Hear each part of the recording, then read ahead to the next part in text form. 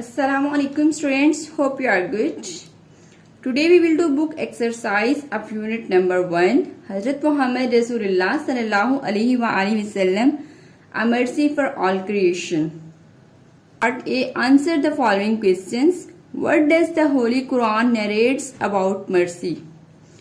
कुरान पाक में मर्सी के बारे में क्या कहा गया है?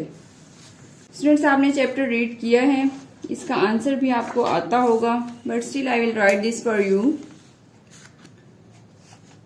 First of all, we will take from the question. The holy Quran narrates that हजरत मोहम्मद सल्लल्लाहु अलैहि व आलिहि वसल्लम was sent as mercy for all the worlds. These are the words of Quran, so we will write these in inverted commas. Question number 2. How did Hazrat Muhammad Rasulullah sallallahu alaihi wa alihi wasallam treat the non-believers after the conquest of Makkah? जब हजूर सल्लल्लाहु अलैहि वसल्लम ने मक्का फतह कर लिया था तो आपने काफिरों के साथ क्या सलूक किया? आप सल्लल्लाहु अलैहि वसल्लम ने उन सबको माफ कर दिया था और बहुत काइंडनेस का मुजाहिरा किया था. तो वी विल राइट हियर हजरत मोहम्मद रसूलुल्लाह सल्लल्लाहु अलैहि व आलिहि वसल्लम treated the non-believers with kindness, and after the conquest of Makkah he announced, "You may go free." These are the exact word of our beloved Prophet, peace be upon him. You may go free. No reproach this day shall be on you. May Allah forgive you. Question number 3. Hazrat Muhammad Rasulullah sallallahu alaihi wasallam is a mercy for all. Explain. Hazrat Muhammad sallallahu alaihi wasallam कैसे तमाम इंसानों के लिए रहमतुल लिल आलमीन थे? He sallallahu alaihi wa alihi wasallam is a mercy for all creation. His mercy was not limited to any single being. Rather, it was for the whole world. As he taught us to be kind and loving to children, gave women their due rights, which were missing before Islam. And about animal he said, we should neither hurt them nor overburden them. In this way, he sallallahu alaihi wasallam is a mercy for all creation. Question number 4. Narrate an example of kindness to animals from the life of Hazrat Muhammad sallallahu alaihi wasallam. आप सल्लल्लाहु अलैहि वसल्लम जानवरों के साथ कैसे मेहरबान थे? आप सल्लल्लाहु अलैहि वसल्लम की जिंदगी से कोई सी एक एग्जाम्पल दें.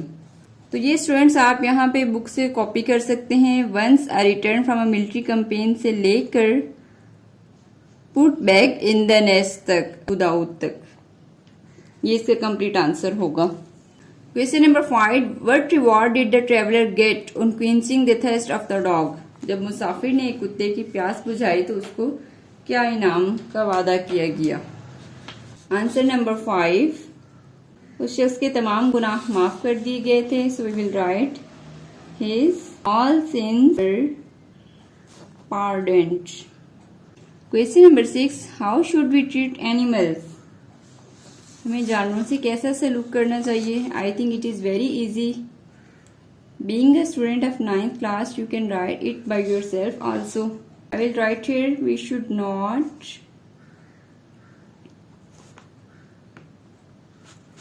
keep the animals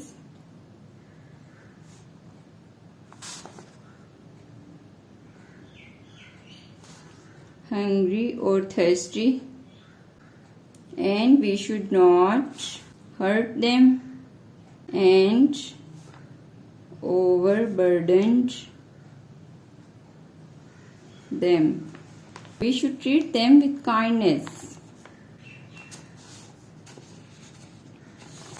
Question number 7. What lesson do you get from the life of Hazrat Muhammad sallallahu alaihi wasallam and also narrate its significance in the present age? हज़रत मोहम्मद सल्लल्लाहु अलैहि वसल्लम की ज़िंदगी से हमने क्या सबक सीखा है? और बताएं कि आज के दौर में आप सल्लल्लाहु अलैहि वसल्लम की तालीमात की क्या अहमियत है। I learned that we should be kind, peaceful and merciful to all living beings. At present, the world is full of hatred, violence and cruelty. If we act upon his teaching, our world will be more peaceful and safe for everyone. So this was all our question answers. Now come to part B. Choose the correct option. The preaching of Hazrat Muhammad Rasulullah sallallahu alaihi wasallam is a beacon of light for humanity. The underlined phrase means beacon of light का क्या मतलब है? हदायत का सुचश्मा. A light for guidance for humanity. Part A is the correct answer. Hazrat Muhammad Rasulullah sallallahu alaihi wasallam is an epitome of mercy for all the world. The underlined word means epitome का मतलब होता है मिसाल या नमूना, तो इसका meaning है embodiment. The mother bird started dash when her chicks were taken away from the nest. इसका आएगा स्क्रीचिंग, चीखना चिल्लाना शुरू किया. हज़रत मोहम्मद रसूलुल्लाह सल्लल्लाहु अलैहि वसल्लम conquered Mecca during year of his prophethood. नबूवत के 21st ईयर में आप सल्लल्लाहु अलैहि वसल्लम ने मक्का फतह किया. The one with no dash for others is not pitied. Pity. Find the synonyms of the following words by using a thesaurus and also identify the parts of speech they belong to. यहाँ पे कुछ words दिए हुए हैं, इनके आपने dictionary से meaning देखने हैं और ये भी बताना है कि कौन सी पार्ट ऑफ स्पीच है. First word is clock. Clock को उर्दू में कहते हैं चादर, इंग्लिश में कहते हैं शॉल. SHAWL शॉल, जो कि एक नाउन है. Next is verily. वेरीली का मतलब होता है बेशक, यकीनन. तो इसका होता है इंग्लिश मीनिंग इंडीड, और ये होता है एक एडवर्ब, क्योंकि वेरीली स्टार्ट में आता है, उसके बाद जो भी सेंटेंस आएगा, जो भी वर्ब आएगा, वो इसको डिस्क्राइब करता है. तो ये है एक adverb. AD stands for adverb. Lenient. Lenient means merciful, नरमदिल. ये क्या है? क्वालिटी है, adjective. We will say this. Liking. Liking का मतलब होता है टेस्ट करना, जबान लगाना. टेस्टिंग ये एक वर्ब है. सस्टेनर सहारा देने वाला, सपोर्ट करने वाला. इंग्लिश में इसको कहते हैं मेंटेनर, सपोर्टर, जो कि एक नाउन है. अल्लाह ताला के लिए लफ्ज यूज करते हैं. हार्मनी. हार्मनी का मतलब होता है अमन, सुकून, पीस या इकट्ठे मिलजुल कर रहना. ये भी एक नाउन है. Next is campaign. कंपेन कहते हैं किसी मुहिम को. इंग्लिश में इसको कह सकते हैं एक्सपीडिशन, जो कि एक नाउन है. Consult a dictionary or an online source for finding out the pronunciation of the following words. ये आपने खुद डिक्शनरी से देखना है. मैं जस्ट आपको इनकी प्रोनाउंसिएशन पढ़ के बता रही हूँ. First word is myriads. Next is military. Third is epitomize. Fourth is legacy, pardon, quench, claim. That's all. Next is adjective. A word which qualifies or modifies a noun or pronoun, as in a red hat or a quick fox. They can be used to complement the verbs to be or to seem. Sue seems happy today. Adjective वो words होते हैं जो किसी noun या pronoun की quality बताते हैं, और इसी तरह कुछ ऐसे noun या verbs होते हैं जिनके आगे हम थोड़ी बहुत चेंजिंग करें तो वो एडजेक्टिव बन सकते हैं. जैसे कि लव एक वर्ब है, इसके साथ हमने एबल लगा दिया तो लवेबल एक एडजेक्टिव बन गया. इसी तरह हीटफुल, हीरोइक, फूलिश, फेमस, कम्बेटिव, ये सारे ऐसे एडजेक्टिव हैं जो किसी नाउन और वर्ब से बनाए गए हैं. Form adjectives from the following nouns. यहाँ आपको कुछ नाउन्स दिए गए हैं, इनको आपने एडजेक्टिव बनाना है. ड्यूटी. ड्यूटी एक नाउन है, इसके साथ FUL फुल लगा देंगे तो ये बन जाएगा एडजेक्टिव, ड्यूटीफुल. आइस. आइस एक नाउन है, इसके साथ हमने ई हटा के ICY बना देंगे तो एडजेक्टिव हो जाएगा. पीस. पीस भी एक नाउन है, फुल लगाया तो पीसफुल एडजेक्टिव बन गया. इसी तरह ब्यूटी के साथ हमने Y हटाकर फुल लगा दिया तो ये भी एक एडजेक्टिव बन गया. Read the given sentences below and circle the adjectives. यहाँ पर आपको सेंटेंसेस दिए हैं, इनमें से आपने एडजेक्टिव बताने. The homeless beggar has not eaten in days. Beggar एक नाउन है, इसकी क्वालिटी है होमलेस, बेघर, बेगर, बेघर फकीर. ये लफ्ज इस नाउन को डिस्क्राइब कर रहे हैं, इसलिए ये एडजेक्टिव होगा। The fox is a sly animal, ये लफ्ज स्लाई फॉक्स की क्वालिटी बता रहा है, इसलिए ये एडजेक्टिव होगा। Mary had a little lamb, lamb की क्वालिटी कौन बता रहा है? Little, that's why it is an adjective. The selfish giant did not allow the children to enter his garden, giant की क्वालिटी क्या है? Selfish, that's why it will be also an adjective. The foolish dog barked at its reflection and lost its food, dog की quality क्या है? Foolish, it is also an adjective. Next come conditional sentences. These are very simple and very easy. तो सबसे पहले हम इसका मतलब समझ लेते हैं कि कंडीशनल सेंटेंसेस होते क्या हैं, कंडीशन का मतलब क्या है। कंडीशनल का लफ्ज कंडीशन से निकला है, जिसका मतलब है शर्त या हालत। अगर आप इन दोनों में से कोई भी मतलब समझ लें तो आपको कंडीशनल सेंटेंसेस क्लियर हो जाएंगे। फॉर एग्जाम्पल, जैसे मैं कहूँ अगर तुम मेरा साथ देते तो मैं दुनिया से लड़ जाता, अगर तुम मेरी मदद करते तो मेरी मुश्किल हल हो जाती, अगर तुम आग को छुओगे तो तुम जल जाओगे। तो स्टूडेंट्स, ऐसे तमाम सेंटेंसेस जिनमें हम कहते हैं कि अगर तुम ऐसा करोगे तो वैसा हो जाएगा, इनको कहते हैं कंडीशनल सेंटेंसेस। ये टोटल सिर्फ 4 होते हैं, बहुत ज्यादा टाइप्स नहीं होती इनकी। सबसे पहले हम बात करते हैं जीरो कंडीशनल की। Situations that are always true if something happens, for example fact. Zero condition वो होते हैं जो हमेशा सच होते हैं, इसमें साइंटिफिक ट्रूथ आ जाते हैं, उसके अलावा जनरल ट्रूथ भी आ जाते हैं। फॉर एग्जाम्पल, जैसे मैं कहूँ अगर सूरज निकलता है तो दिन हो जाता है, जब सूरज गुरूब हो जाता है तो अंधेरा छा जाता है। ये सच है, किसी को शक नहीं है इसके झूठ होने में। तो ऐसे सेंटेंसेस को हम कहते हैं जीरो कंडीशनल। जैसे यहाँ पे एग्जाम्पल दी हुई है, if I am late my father takes me to school, अगर मैं लेट हो जाता हूँ तो मेरे फादर मुझे स्कूल ले जाते हैं। ये भी सच है, अगर मैं लेट हो जाऊं तो मेरे फादर ही मुझे लेके जाते हैं। She doesn't worry if Julian stays out after school, उसे कोई मसला नहीं है बेशक जूलियन स्कूल के बाद भी घर बाहर रहे। इनको याद रखने की ट्रिक ये है कि इसमें पहला सेंटेंस भी सिंपल प्रेजेंट का होगा और दूसरा भी सिंपल प्रेजेंट का ही होगा। इफ आई एम लेट ये सिंपल प्रेजेंट है, my father takes, takes first form of verb plus s हमें बता रहा है कि ये भी सिंपल प्रेजेंट ही का है। इसी तरह डज नॉट और स्टेज, ये दोनों भी सिंपल प्रेजेंट के हैं। नेक्स्ट है conditional 1, often called the real conditional because it is use for real और पॉसिबल सिचुएशन। ये भी किसी सच को ही बताती है और आइंदा आने वाले हालात को बताती है। इसमें एक कंडीशन दूसरी कंडीशन पर डिपेंड करती है। अगर ये वाली कंडीशन सच हुई तो ये भी यकीनन होगी, अगर ये नहीं हो रही तो ये भी नहीं होगी। जैसे यहाँ पर लिखा हुआ है, if it rains we will stay at home, अगर बारिश होती है तो हम घर में रहेंगे। He will arrive late unless he hurries up. इन सेंटेंसेस में एक तो विल का इस्तेमाल होता है और उसके साथ ही साथ यहाँ पर समटाइम्स अनलेस भी आता है। अनलेस का मतलब भी होता है इफ नॉट की सेंस में, वो लेट पहुंचेगा अगर उसने जल्दी ना की। Ahmed will buy a new car, Ahmed नई कार खरीदेगा if he gets his raise, अगर उसकी इनकम इंक्रीज हुई। इनको याद रखने की ट्रिक ये है कि इसमें फर्स्ट सेंटेंस जो है वो सिंपल प्रेजेंट का होगा और दूसरा जो है वो सिंपल फ्यूचर का होगा।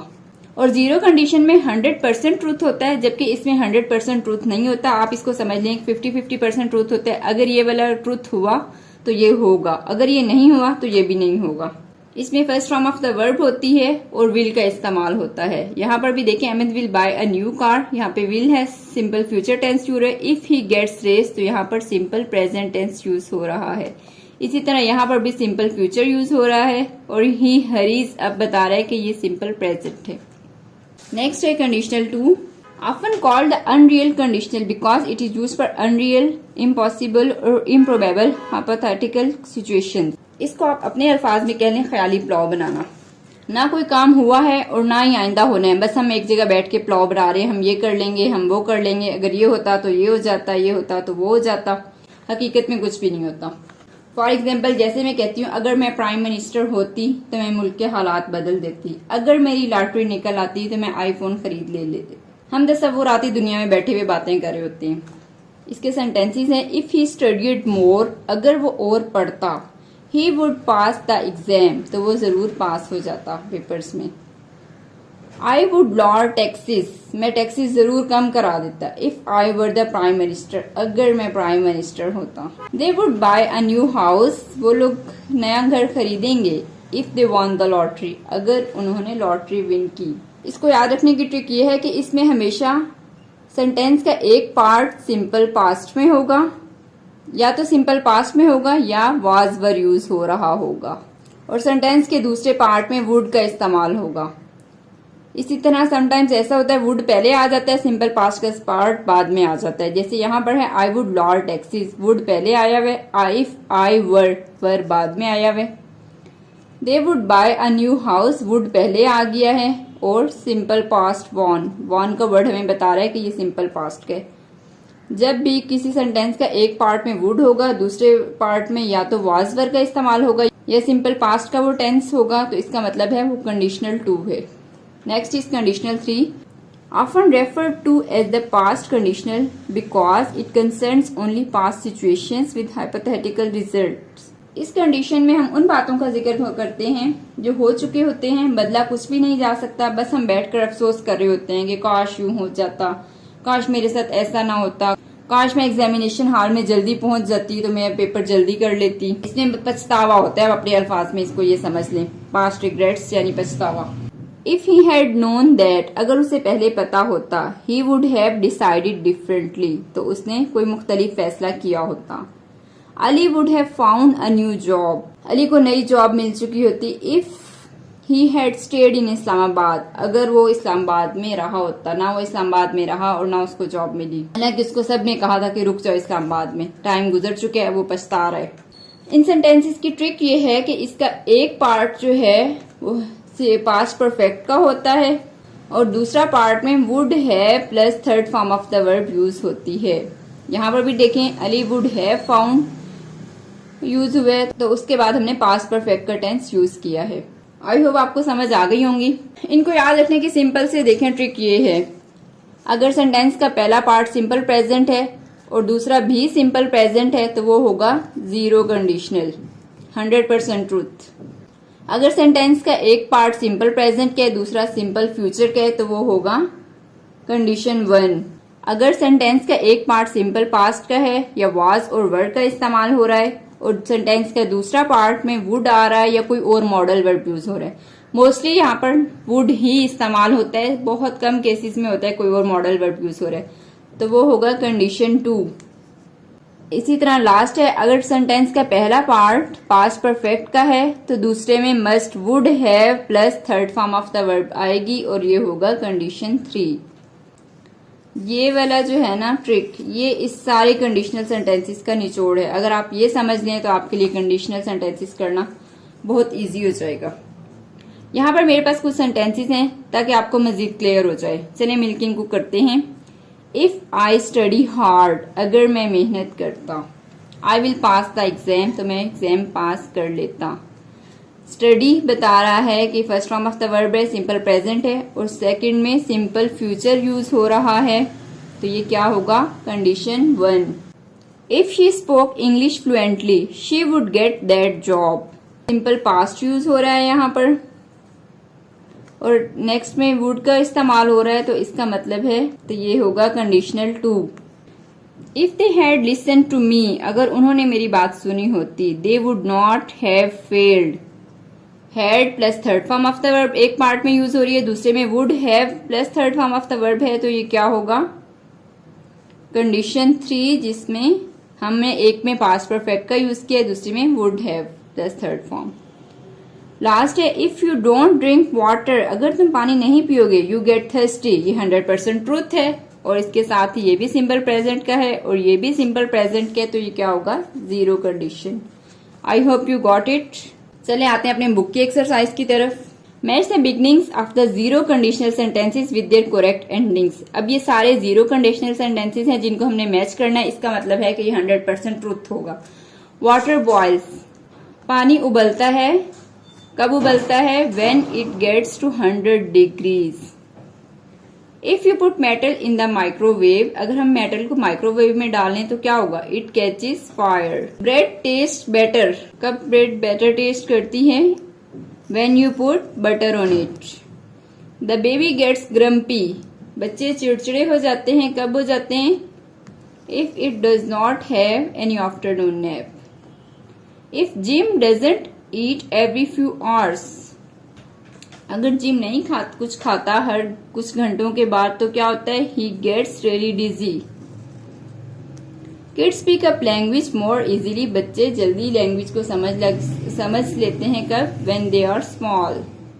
You waste a lot of electricity, तुम बहुत बिजली जाया करते हो, if you don't turn the lights off. That's all. Choose the correct conditional form to complete the sentences. यहाँ पे हमने करेक्ट कंडीशनल फॉर्म लगानी है। कंडीशनल 1 है, 0 है, क्या ये हमें बताना है। If I stay in Lahore I would have found a new friend. यहाँ पर देखें क्या है, वुड है plus third form of the verb, तो यहाँ पर क्या होना चाहिए, वुड है plus third form of the verb, तो had plus third form past perfect, क्या होगा, I had stayed in Lahore.